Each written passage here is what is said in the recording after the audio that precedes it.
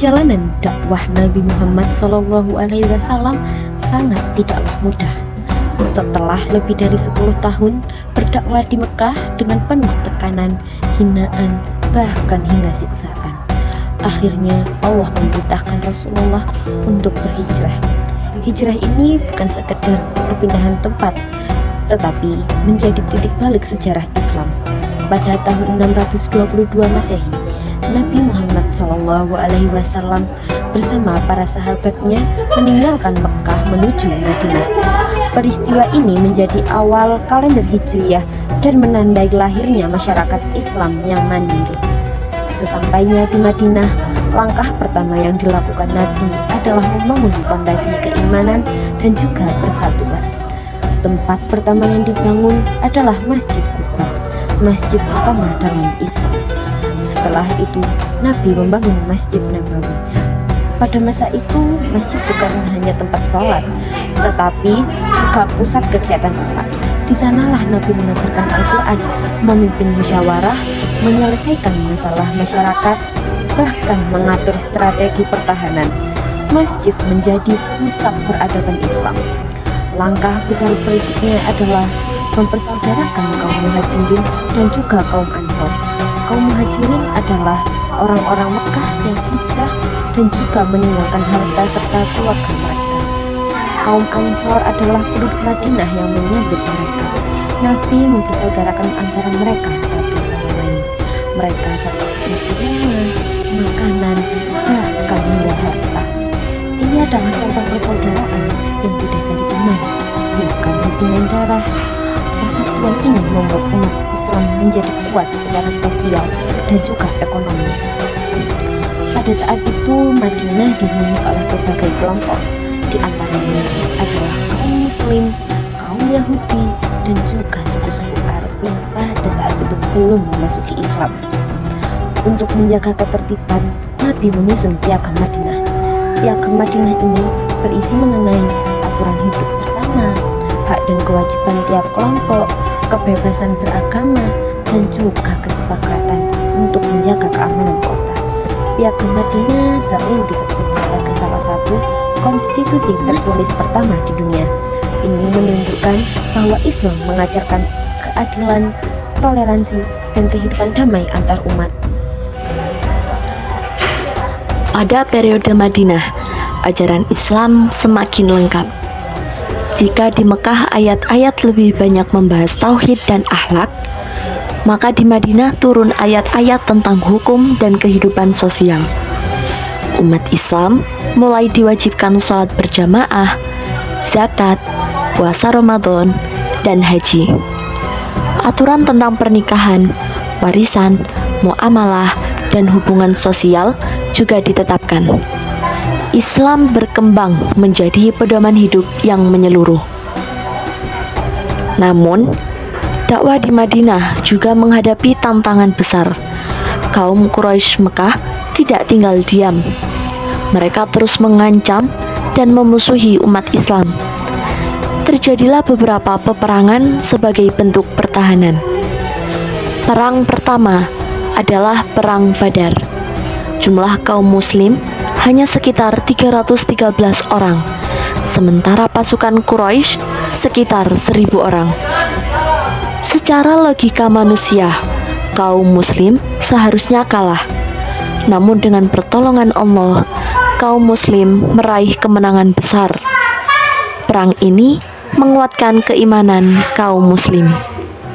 Setahun kemudian terjadi Perang Uhud. Awalnya, kaum muslim hampir menang. Tetapi, sebagian pasukan pemanah tidak mematuhi perintah Nabi untuk tetap di posisi. Akibatnya, keadaan berbalik dan kaum muslim mengalami kerugian. Peristiwa ini mengajarkan pentingnya disiplin dan ketaatan.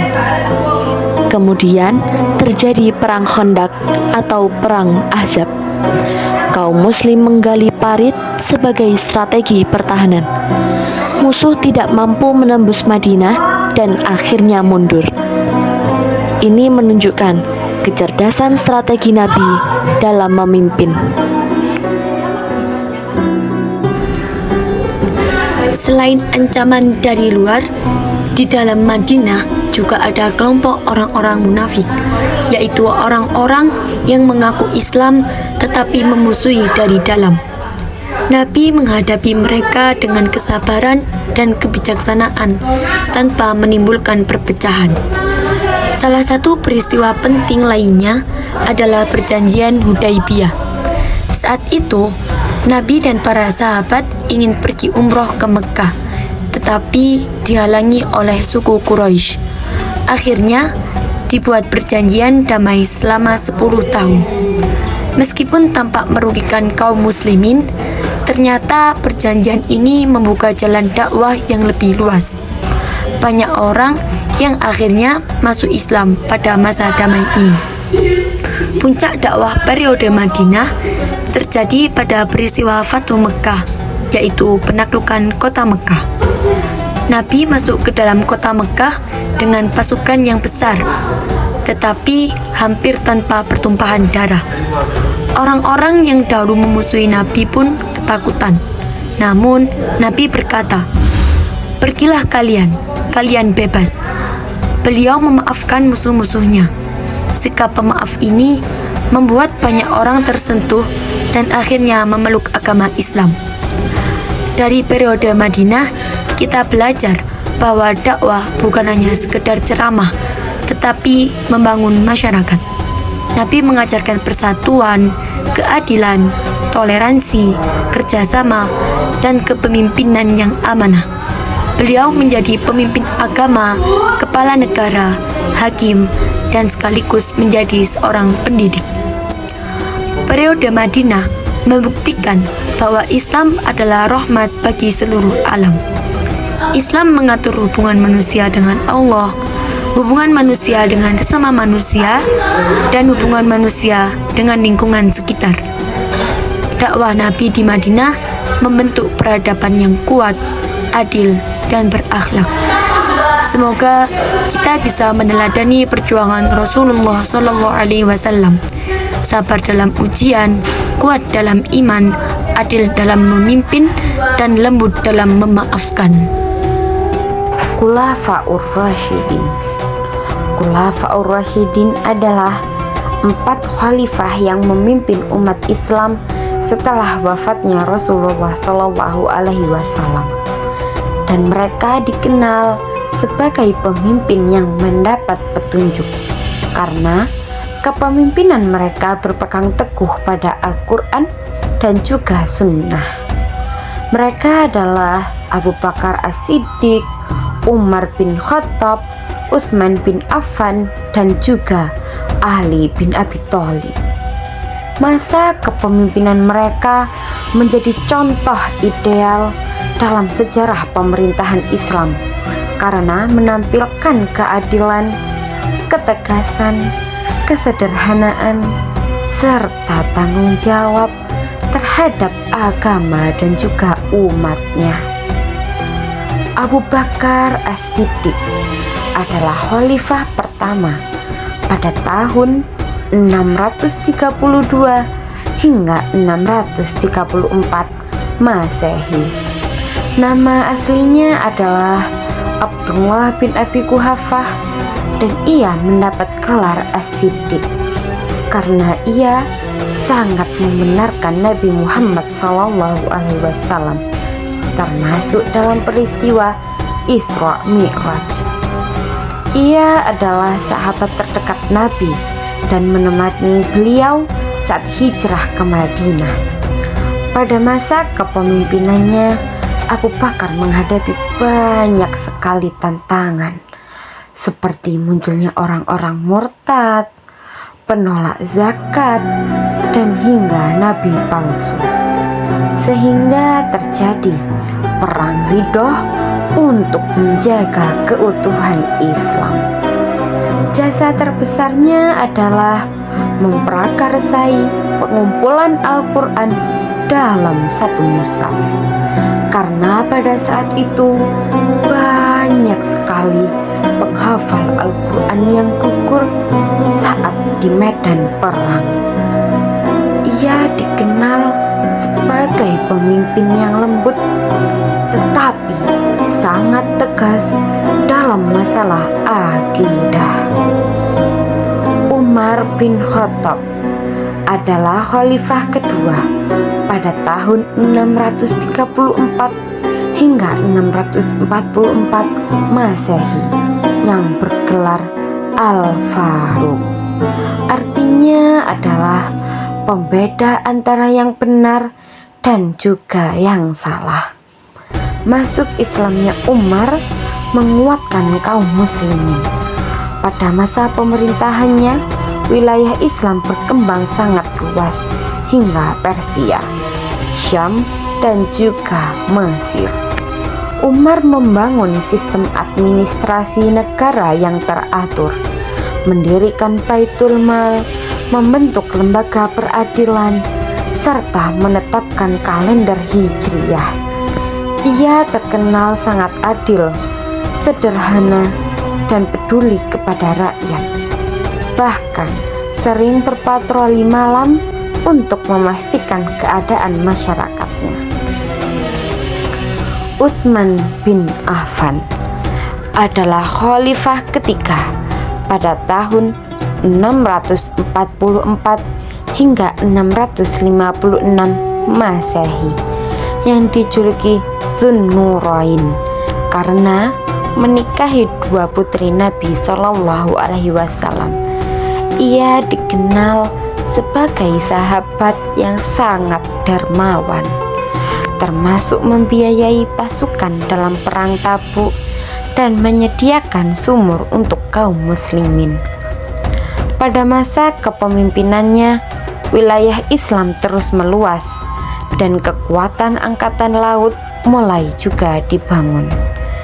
Jasa terbesarnya adalah menyusun dan menyeragamkan bacaan Al-Quran dalam Mushaf Utsmani agar tidak terjadi perbedaan di berbagai daerah. Namun pada akhir masa pemerintahannya muncul fitnah dan pemberontakan yang menyebabkan beliau wafat dalam keadaan syahid saat membaca Al-Quran. Ali bin Abi Thalib adalah khalifah keempat pada tahun 656 hingga 661 Masehi. Sepupu sekaligus menantu Rasulullah Shallallahu Alaihi Wasallam, serta orang pertama yang masuk Islam dari kalangan anak-anak. Ali dikenal sangat alim, cerdas, berani, dan juga zuhud. Masa kepemimpinannya penuh ujian karena terjadi konflik internal di kalangan kaum muslimin seperti perang Jamal, perang Siffin, dan munculnya kelompok Khawarij.